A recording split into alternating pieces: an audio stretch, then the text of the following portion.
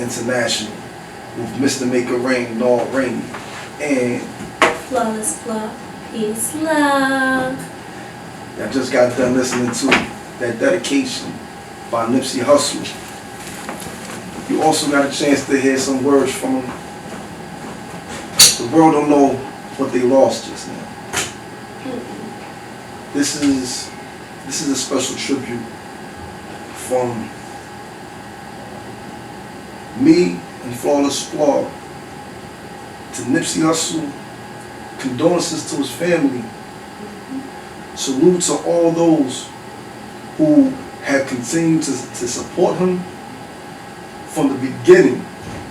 Not from after his death, from the beginning. But also shout out to everyone who is now understanding what it is that we've already known. I say this as a person who, when it comes down to seeing myself in anybody out of all of these different entities, all these different artists that exist out here, I've seen myself the most in Nipsey. We were soldiers of the same struggle. When it comes down to leaving the street life behind, being entrepreneurs and starting our own businesses and taking care of our neighborhoods. When he died, it was like seeing myself die. And that's one of the things in which anybody who felt a connection to Nipsey Hussle feels right now. It's personal. Nipsey, salute, rest well. Rest in peace. That was he's a great one. And I'm not gonna say was. I'm gonna say he is. Because the music still continues, and the movement and the energy that he gave out to the world still continues on. Energy doesn't die. It can only be recycled and transferred. And so may his energy live on amongst us and the rest of the soldiers out here, and ones who understand the validity of what's going on in today's society, and it's not caught up in just being brainwashed. And so we know what we signed up for, you know, especially being a voice and showing and living the proof.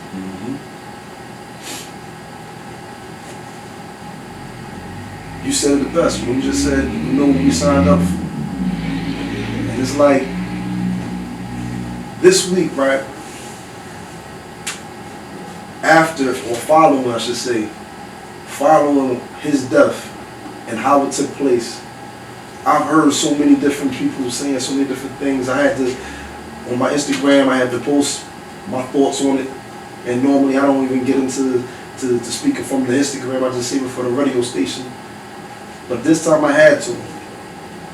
Because I mean, we understand from history, right, that as black people, we came over here to the United States, to the Americas in general, as product.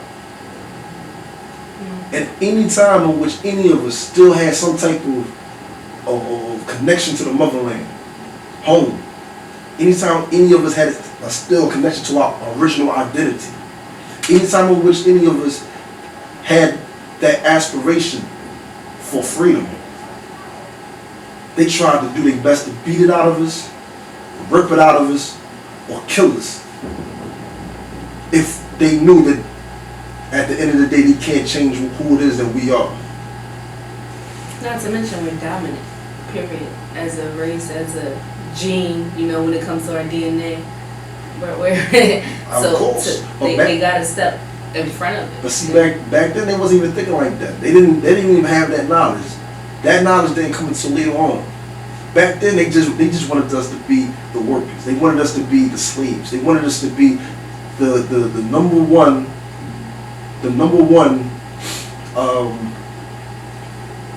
cogs in the wheels of the consumer producer process. And they be the bosses over us. Have you noticed, right, that everything is lesser until it gets to talking about the money? They didn't kill Martin Luther King until he started talking about the money. They didn't kill Tupac until he started talking about uniting gangs, uniting the people, and being independent and building an empire. And self-governed. Self-government. Mm-hmm. I mean, to have power, you have to have money. And with the money comes the power. So when we talk about this, right, it's a reality that we have to. Money isn't everything, but it takes the money to make the things work. So out of all of the people that have been killed, from going back to the time period of Marcus Garvey, when he started talking about sovereignty, right? Sovereignty over himself, over his people, and taking the people to be independent in wealth, financially independent. That's freedom. That's when people die. Malcolm. He talked about this the entire time when he was alive. He spoke about the fact that we need financial independence, even though he may have talked separation. The separation only led up to that one point, which is we need to be able to have our own. So we say all of that to go all the way into the time period of Nipsey Hussle right now, where he didn't get no hands on it. He didn't have anybody who said, we're going to fund you in regards to your all money in record label. We're going to fund you in regards to your Marathon clothing company. We're going to fund you in regards to anything that he did.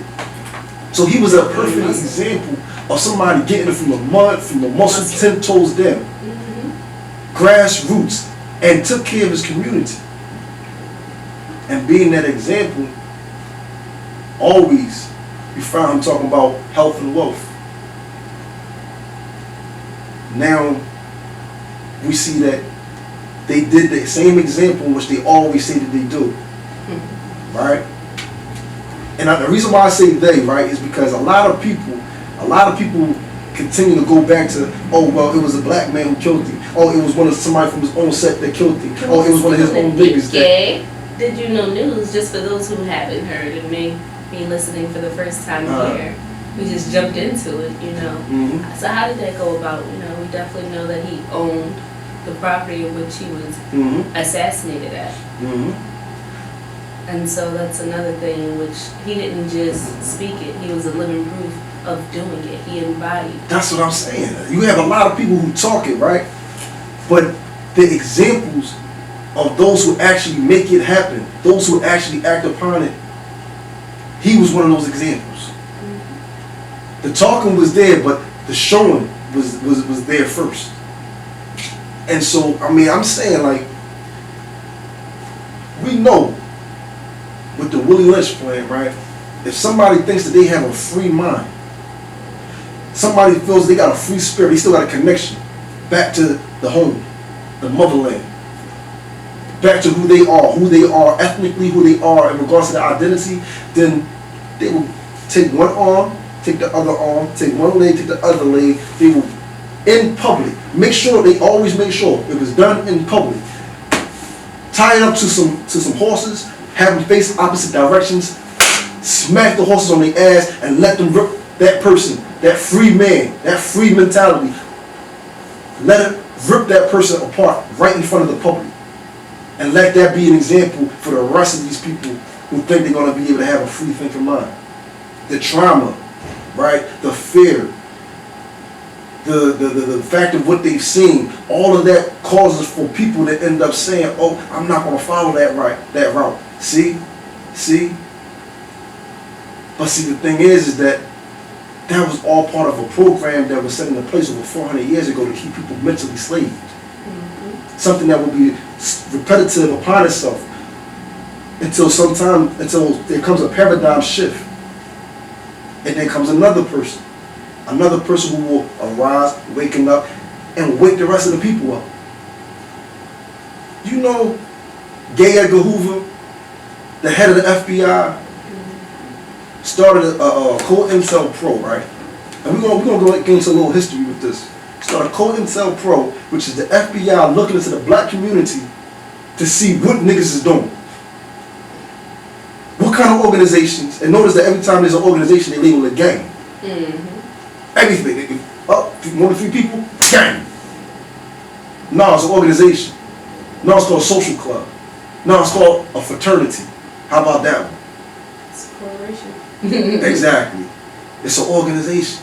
And so based off of this, right, he constantly had his agents, his informants, look out for what they call the Black Messiah. Ain't that what they talk about in the Bible? Where, like, during the time of Pharaoh, the Pharaoh was looking for who's going to be that one that's going to mess up my empire, who's going to mess up my money, who's going to mess up the mindset of the people I got them all enslaved. That was what you could find in Genesis. That's what you could find in Exodus. And, you know what I'm saying? The rest of those original books. And then you find it again.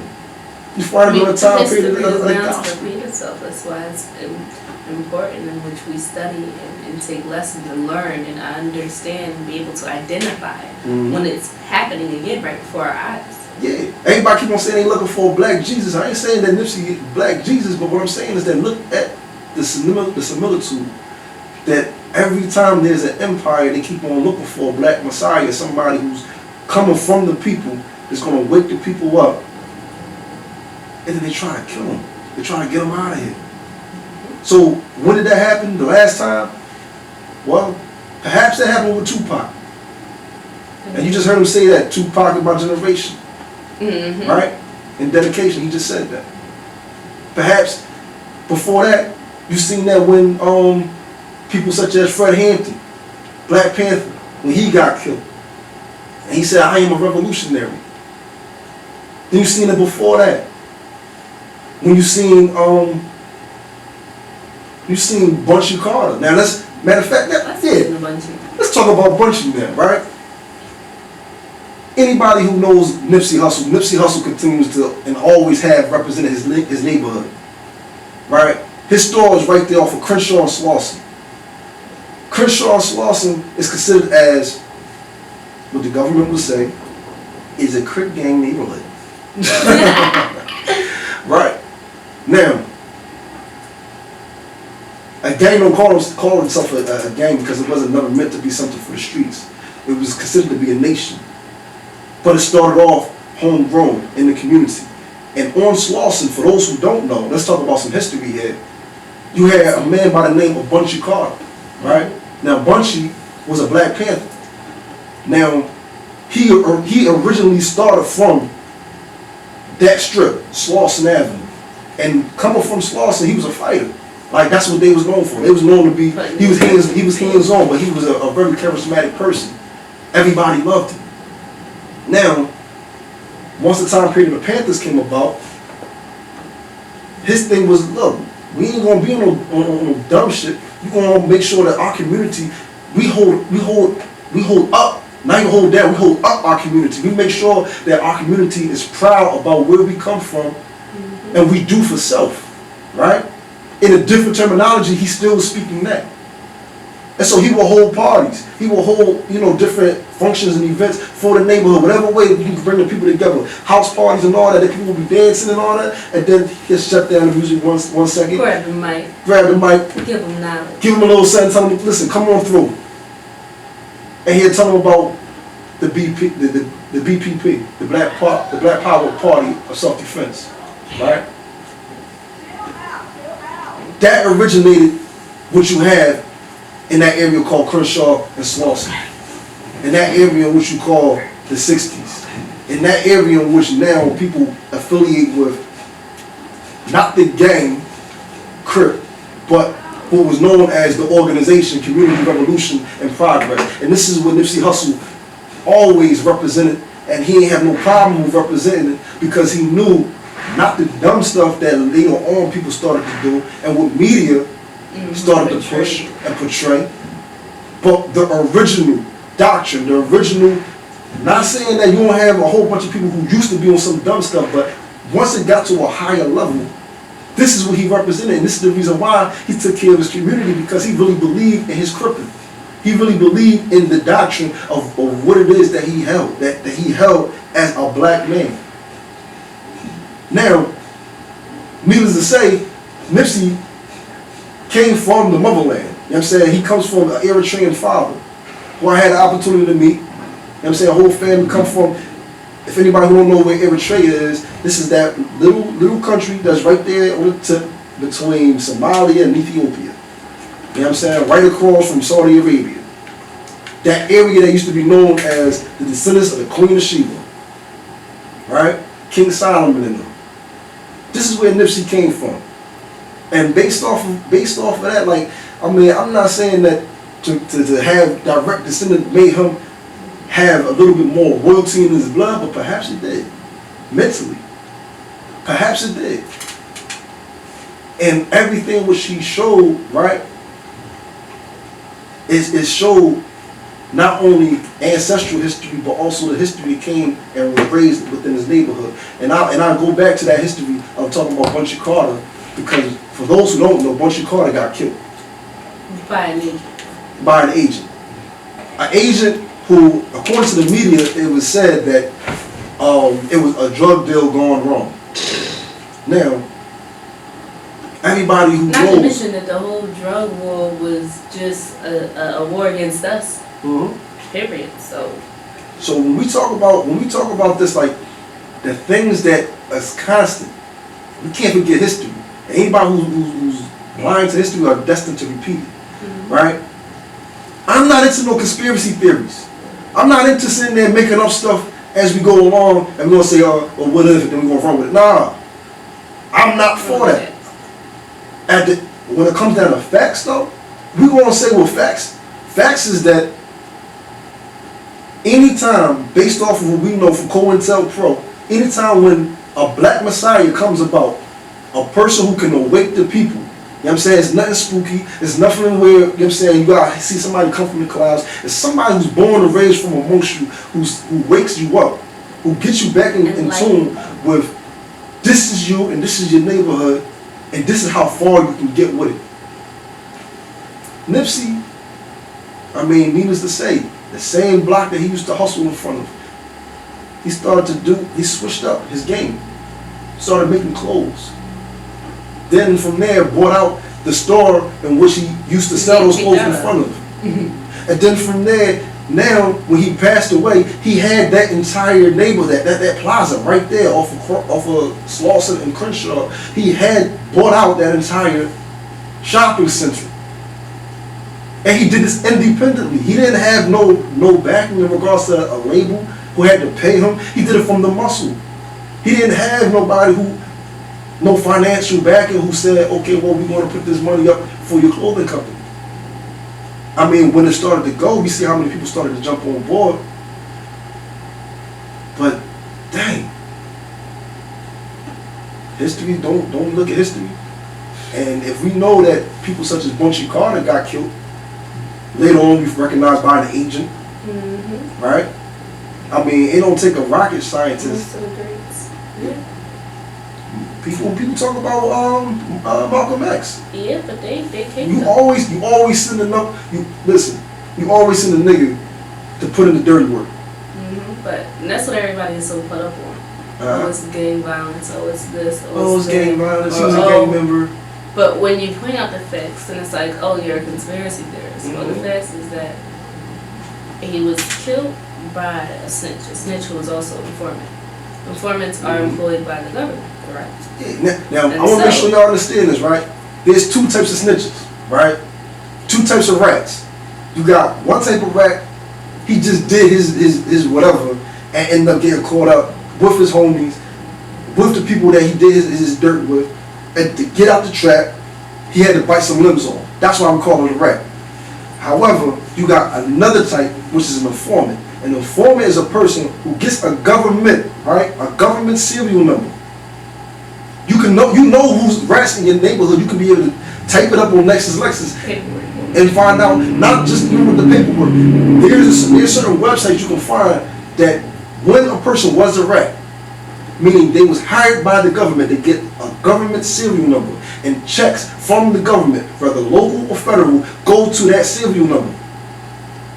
That person works for the government. His whole thing is giving intel.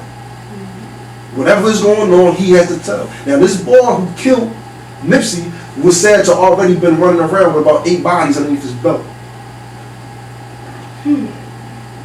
So his main purpose was to get intel about Can you what's... hear me? Yes, can you hear me? Yeah, I can hear you. So talk that. we talking about the Nipsey situation, correct? Uh-huh. All right. It's more. It's a lot more. Like, I mean, he hitting the key points of what's going on and what's what. Yeah, you're correct. I agree with you that there are, you know, people that go out and do things for the government and all that other stuff. You know what I mean? But we gotta look at the whole everything, the whole situation in a nutshell. They don't want to really see you prosper the way you do. Exactly. If we go out here and we go out here and we build businesses, or we build this, we build up to a level where we got a whole neighborhood. That's power. Uh-huh. That's power. Now, once you got power, you already know there's a problem with us allowing you to have power. Because now that you got power, we got to make sure that you control the power, or you make sure that the power is controlled. You know what I mean? And Nipsey was always one that, like, listen, I'm gonna say what I gotta say. I'm gonna do what I gotta do. It ain't a whole lot of you saying, you know, yeah, you know, because this is the first. You gotta realize this is the first thing they brought up. As soon as he was a gang member. Exactly. Damn. They trying to mess his image up straight from the rip. You know, he's a gang member. But then now everybody like, well, you know, look at him. He bought a whole strip mall, and this is where, you know, this is where little kids they didn't even have a place to play, and the people didn't want them to go there. You know, now he bought the whole strip mall. Now it's like, oh man, he was giving people jobs and he was doing this, you know, he was doing that. You know, so they automatically bring the negative out of you first. Absolutely. It's like the old statement goes, you innocent till proven guilty. Exactly. You know what I mean? Exactly. So it's one of those crazy situations. You know what I mean? Dude didn't have to do what he did. You know, and like his man told him, he said, well, he only told you don't come around here because you know, people already gunning for you. You're a snitch, people gunning for you. So the boy got upset about that. What you upset for? He got to own up to what he do. Right. Understand what you do as a man. He understand what he do. Right. But see, He made a statement. I'm saying he made a statement about, and all he did was tell the boy something that any one of us black people out here in Philly on the East Coast. I remember a comedian once made this joke, right? And the comedian said, "Black people, we know what crime is what." Or we can stand there. You know how you standing there and you say, "Yo, don't do that. That'll get you 5 to 10." Don't do this. That'll do that. You know what I mean? You know what I mean? But what I'm saying is, like, all he did was tell the boy. Listen, man, you know, don't be around here. Right. You know.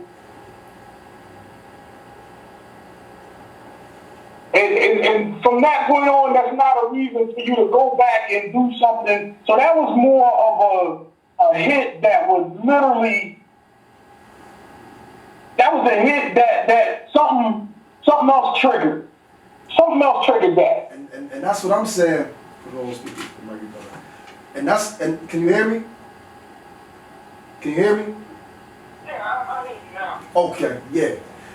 See, that's the point that I'm making straight from the rip. you know when somebody is considered as being a rat, and especially when it comes down to gang protocol, once he labeled, he can't come around no more. Right. Or he's gonna get cracked. So there had to be something that caused him to come around Nipsey's store. That's the first part. Why did you come to Nipsey's store? What do we got to talk about? Right. You know what I'm saying? You're not coming to buy no clothes. You know what I'm saying? So he came around for a reason, and that's why, just thinking about that part behind the scenes of why did you come to Nipsey's store, it's what you call in when it comes down to like COINTELPRO, they used to call that provocateurs. People who their whole thing is they have a mission to kill you already, but they get paid to pretty much be the fall guy, but something has to initiate it. So him just going around there probably got his behind whooped earlier. You know what I'm saying? Whatever way that situation went, when you go around there, no matter which way it goes down, they put their hands on you, or if they don't, your job is to kill them. I'm just throwing this out. Right, and I hear you. Remember when Joe, what you call the balls, the underballs. Joey Molino. Oh, Joey Molino, yeah, Skinny Joey. Remember when they was going through their thing? Yeah, well, John Stanford. Okay. There was a dude that was, back in the day, this is like around 2000, 2003, he was in the box with me. Right. His name was Roger. Okay. He's actually called Roger the Rat. I don't know if everybody remembers it. Yeah. Roger the Rat wasn't even in PC. Roger the Rat was walking around on the block like it wasn't nothing. You follow what I'm saying? Exactly. Like he got that training days juice. You know what I'm saying? Anybody touch him, they go to Pelican Bay type situation. Right. So my thing is like they put you in situations where they need you. Or they do this or they do that. You know what I mean? I had a boy a long time ago. I haven't seen him in years.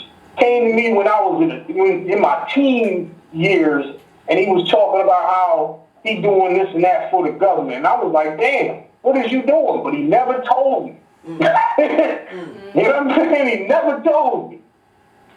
And I learned years later that they utilize people like us, man, because we'll go out, our own people will go out for a check. Absolutely.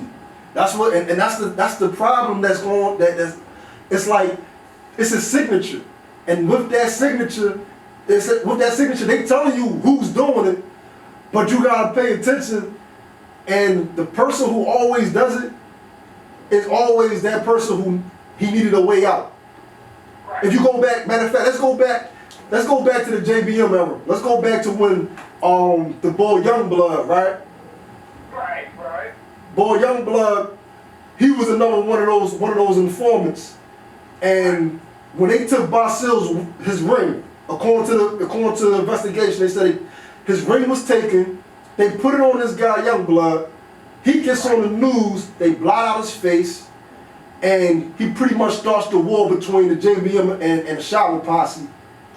And the main point of the FBI was sit back. They wanted to sit back and let them kill each other off. Yeah, that's the thing that our people don't understand. That's their job. They're out here. People say, "Oh man, everybody got the same statement in their mind. Oh, they all out to kill us. They all out to kill us. They all out to kill us." But yet y'all don't even see how they trying to kill us. Right. They letting us kill us. Exactly. And then they paying some of us. They taking niggas out of poverty. They taking niggas and put them in the, excuse my language. I don't know if y'all. No, you good. But I'm saying they taking people. I'm gonna say the reason why I said NIGs is because it's ignorance, man. How you feel? And the thing about it is they taking the same people out of situations and changing their lifestyle. And cats is like, yo, you know what? I'm gonna do it for a Bentley, or I'm gonna do it for a Maserati, or I'm gonna do it for that $300,000 house, or I'm gonna do this and that. Instead of saying, yo, let me go out here and work with my own people, let's build, let's do this, and let's wake people up to what they need to see. Or let's wake them up to the realization that y'all need to stop killing each other. You know what I mean? That first day, like the first nice day we had last week, as soon as the sun went down, all I heard was I said, damn, here we go. Right. Right. Hey, but check this out, right? Just the same way how you just mentioned that, look at this point of view too.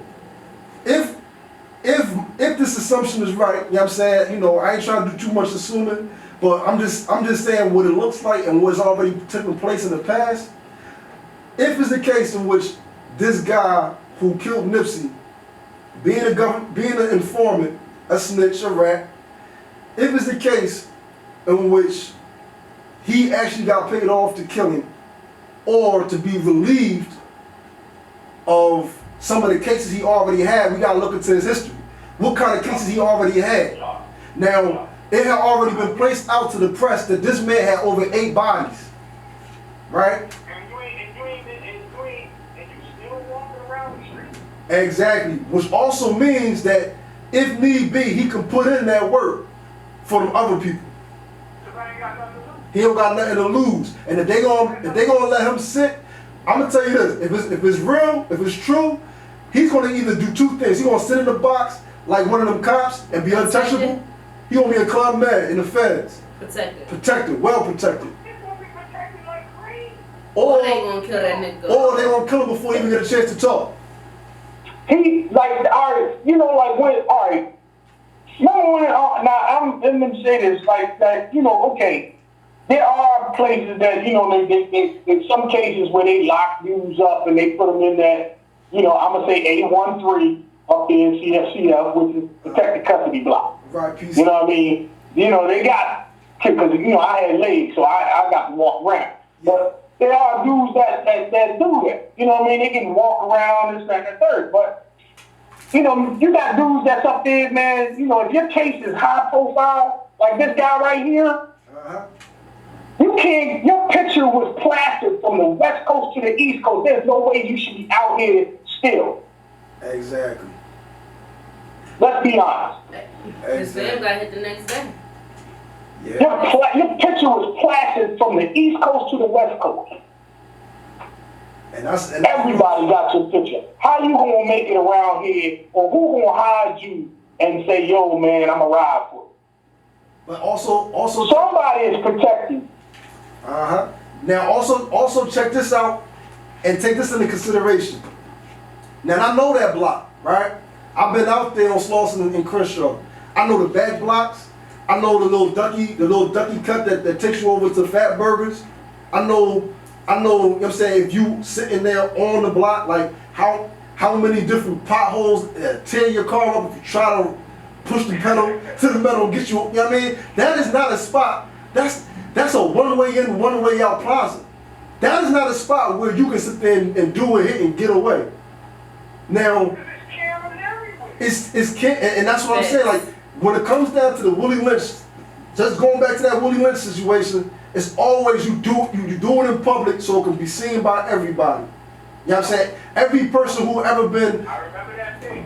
Every person who's ever been hit that meant something to black people have always been hit publicly, and their killers don't get away. Their killers sit there on PC for about 30 years and they come home.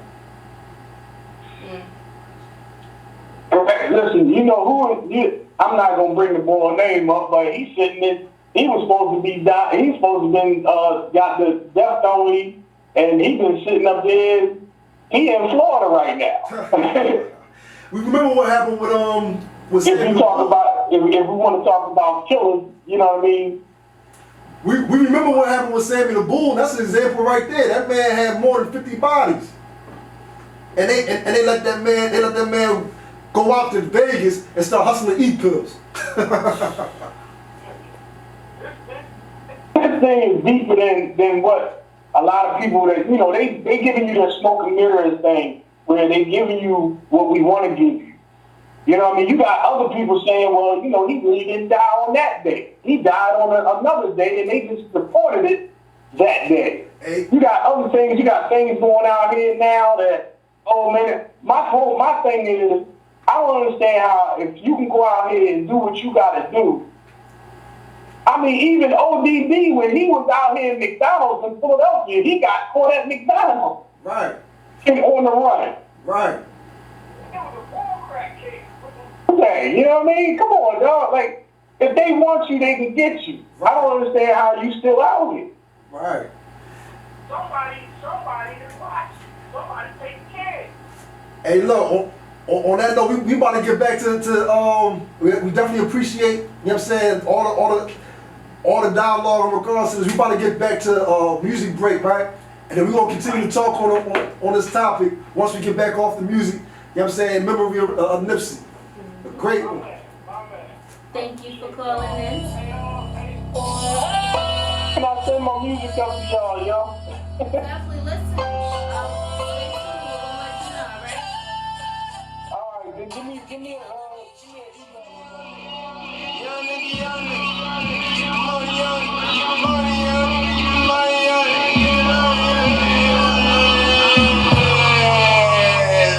Now lock. Keep God first up. Keep God first up. Welcome back to NR International. We're doing this dedication for Nip the Great, you know what I'm saying? Rest in peace. Man, look. If anybody listens to that music and it doesn't inspire you, you got a dead heart. Or you don't have. Or you soulless. You soulless. You don't got an inch of success in you. Nice. Hey, listen, I gotta be real. Like this music was inspirational. You know what I'm saying? For anybody who's an entrepreneur, anybody who's like, look, we made it from poverty to being alright. You know what I'm saying? Being comfortable. You know what I'm saying? And put the hood on your back. Like we just had a conversation, right? And the conversation was speaking on the fact that like Nip was killed. And the questions, the real answers to those questions may never get answered. Like, why was it that there was nobody looking towards the end of the plaza? I mean, just be real, right? Anybody who's from the streets know there's no way that you lived in the streets and you've been on point for your entire life. And then one split second, no one's behind you watching your back. You know what I'm saying? You got soldiers, but there's none of your soldiers there. And I just heard this also in regards to the plaza. Every day, the stores that's in your plaza has about it closed at 7 o'clock. For the past 3-4 days, that week they were closing up early, which means that there was no other people in that plaza except for his open store, right? Like, it's a lot of questions that need to be answered. Like, we saw when he got hit, and we saw when his mans and them got hit too. I got a question. Since it's a lot of questions, right? What's your question? Being as though he was shot 5 times in the chest, 1 in the head, why were the medics giving him CPR? Right. Right. Now, we just found out, for anybody who paid attention to the news, we just found out that the government was found guilty of killing Dr. Martin Luther King because of the same situation. Wasn't that like just a month ago when we just realized that, okay, Dr. King was still alive when he made it to the hospital? But because they ended up pumping on his chest, which you're not supposed to do when a person gets shot in the chest. That's like taking a sponge, putting it in water, and then releasing it and letting it soak everything up. You causing that man's body, that man's lungs to suck up all the blood. Like, but the very first thing that we saw, right, whether it was meant to go out there and go viral or not, because we never seen that first video, second. We only seen it that one time, and that was when the paramedics were standing over him. in the parking lot, pumping heavily on his chest. Didn't you just say that he got shot 5 times? in the chest. I mean, is That's that, the first thing that you would. yeah, like you pushing out air and you're sucking in blood, like, that's not a good look. Especially after we just recognized that Dr. King was killed the same way. Big facts. Assassination. I'm not saying conspiracy, I'm saying it's facts. You know what I'm saying? Now, I mean, I'm saying at the end of the day, right, there's a lot of situations, like, why wasn't anybody who knows that neighborhood knows that if anybody tries to get away from there, like somebody, it's easy for somebody to be right on their top, right? But in this case, nobody followed. Nobody ran after the so-called killer when he so-called jumped into another car, right? And nobody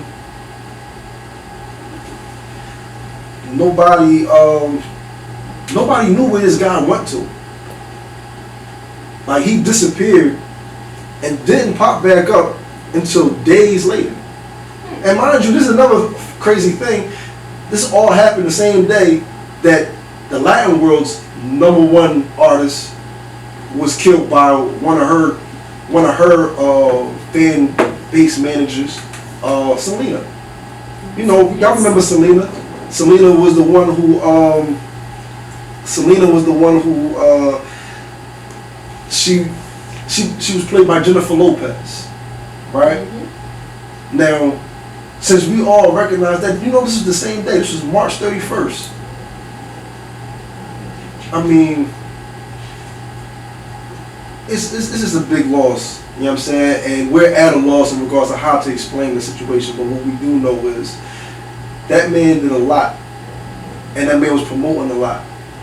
And for those who were talking about Dr. Sebi, like, the fact of Dr. Sebi having a cure for AIDS and all of that, people who say that, oh, this was rumored. No, this was facts, because at the same time, all right, now let's go into what's mentioned in the National Geographic, right? Was mentioned in a whole lot of other scientific magazines. It has been known since the 80s, going into the early 90s, that there is a natural cure for AIDS. And there has been numerous scientists and doctors who have found it and discovered, predominantly coming out of Latin America, and the ones in which National Geographic points to, they point towards the doctors who are in Dominican Republic and Haiti. Now, afterwards, they say that they found other discoveries in the areas of Honduras, and they said from the discoveries that they found, not my words, this is the National Geographic, this came out, I believe, 2004, 2005, somewhere in that year. It was said that they took it to Australian doctors. The cures they found, they took it to Australian doctors, and they've been working on the cure for AIDS pharmaceutically since then, right? Now, we can talk about Big Pharma again, right? But naturally, it's said that this stuff has been found ever since, the early 90s. And here in Philadelphia, one of the people who had the cure and came out publicly, you know what I'm saying, according to ABC News and CBS, was a doctor from Haiti, right? From Haiti, from the borders of Dominican Republic, named Dr. Jerome. The crazy part is, as soon as he came out with it publicly, he died mysteriously. He died mysteriously. Assassination. It's crazy because, you know, rest in peace, Nipsey, rest in peace, Dr. Sebi. This is information, even bringing the community, doing for community, and uniting. They don't want this to happen, period. Not to mention that, you know, he went to trial and he represented himself and won it in federal and state. And so knowing this and knowing that when it comes to diseases, they gain the upper hand by mass hysteria and media. being as though they control the media, they are constantly giving you subliminal messages and direct messages of what to think, what to believe, how to feel, shifting your paradigm and telling you what reality is, as opposed to us individualizing the reality and understanding what's going on and uniting within our own community. And it's, like I said prior and earlier into this, we definitely know what we signed up for and the cost and the stakes in which comes with it. Absolutely. And this is one of the things in which, like, we have tears because we miss people. You know what I'm saying? We don't have tears because we're saying, oh, that's crazy, or that's, you know, what happened to Nipsey shouldn't happen to anybody. No. When it comes down to it, Nipsey was in street life, which means that if he signed up to that, he definitely didn't fear death. He didn't have a fear of any outcomes of what he did, which was right. So, from going from being part of a street organization, which would be titled as a gang, to uplifting that entire example and that persona of what people end up saying and transforming it to being what it actually is, community revolution in progress. That man embodied everything that comes along with being a Crip. Like, he made sure his neighborhood was good. In fact, from some reports it was said that he was standing out there waiting on his man who just came home to make sure that he was alright. How about it? Standing in the parking lot looking to help another man. So, at the end of the day, right, everybody will be remembered for the good in them. And when it comes down to the whatever is bad, then of course, if it's overshadowed by the good, then we don't even look towards that. But you do see that the media, first thing that they do, they want to put out, oh, he's a gangbanger. Okay, so a lot of us come from those backgrounds. A lot of our fathers, our mothers, we are hood people. We come from a state of desperation and trying to get out. But we take care of each other the best ways that we know how. And I'm going to just say, right,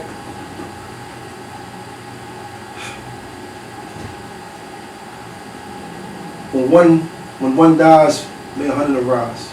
That man is a martyr, man. And that's how we're looking at it.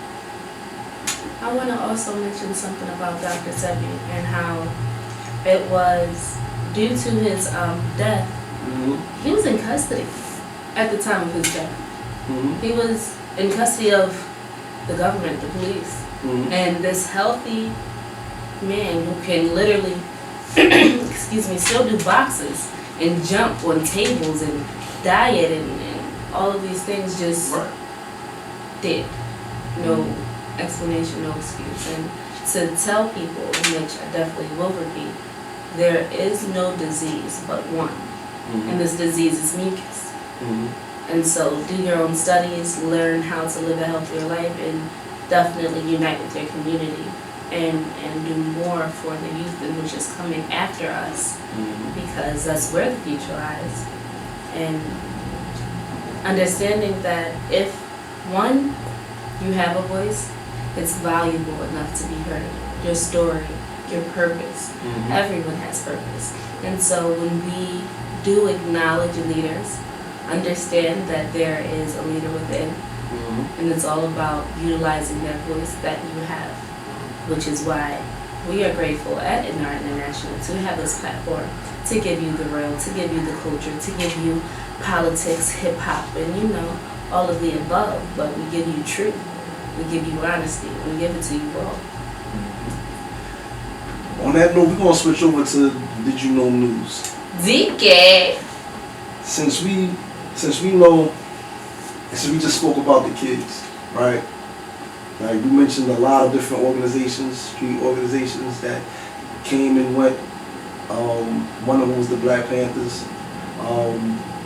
We're gonna mention this week in Did You Know News that the 5% Nation just received their first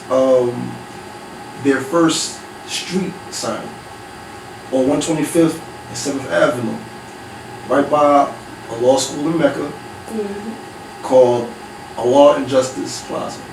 So right now we have on 5% Square. They've just been recognized by the city of New York and been given their own street sign. Definitely say peace to all those 5%ers. Peace, love. All those who have an understanding of who they are, you know what I'm saying, being more than what we're portrayed to be. And I definitely would like to say also, you know, just dealing with them, for those who don't know, you know, the 5% Nation, it comes off and is based off of lessons that were also taught by the Nation of Islam.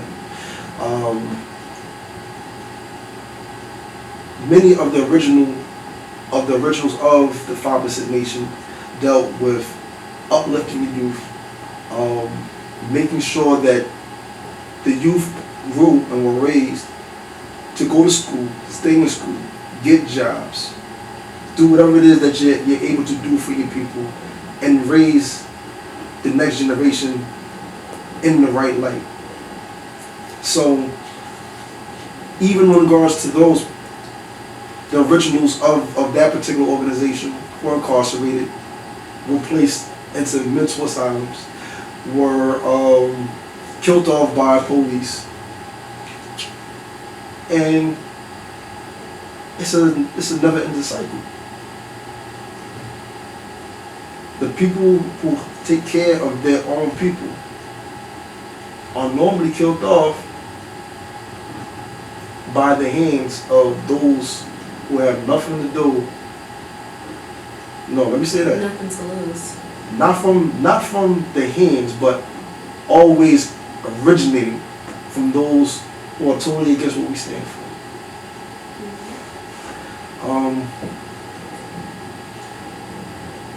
And did you know news? ZK. We also recognize that this is the 24th anniversary of the death of Selena. Right? Shout out to all my Latinos, Dominicana. You know what I'm saying?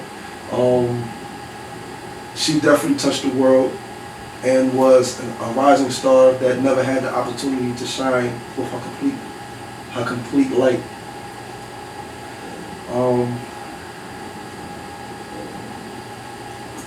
Was there any more in regards to Did You Know? Did you have anything to add? ZK Corporation news.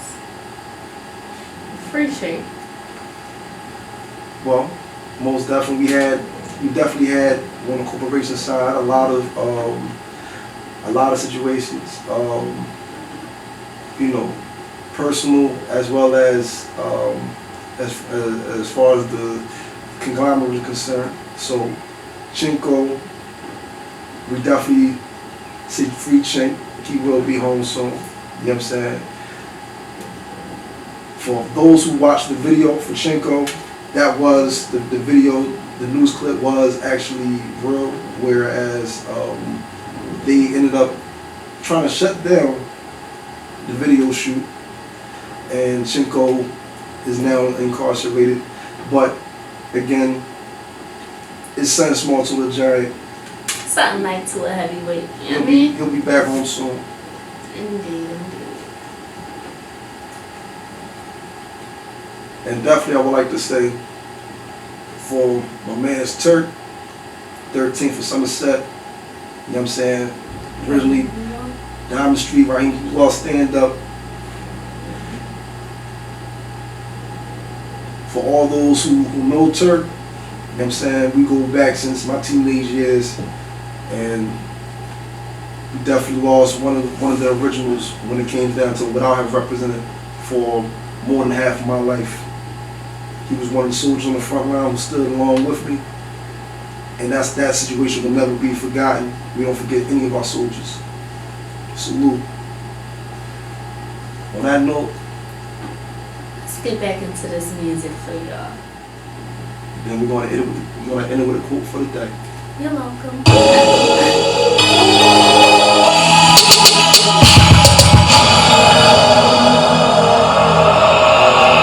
This is an international, the most authentic on the airwaves, and international. Mr. Make It Rain, North Rainy, and Flawless Flaw. Peace, love. we're doing our dedication to Nipsey Hussle. You know what I'm saying? Neighborhood Nip. Right now we got on the airwaves, you know what I'm saying, one of my people from the West Coast, right? Mm-hmm. We got Cold World. What's going on with you? Cold World. What up, baby? Good with you. What up, man? How you been, my guy? Hey, everything is good. Going through the struggle, still maintaining, not complaining. Man, that's what it is, man. You know, I just wanted to tap in and show my love. Absolutely. Yeah. That's what's up, man. I want to tap in and show my love and appreciation, man. Hey, definitely appreciate it. You know what I'm saying? For everybody that's logged on, make sure y'all check in Cold World 4863 for the hottest on the West Coast with urban fashion and designs.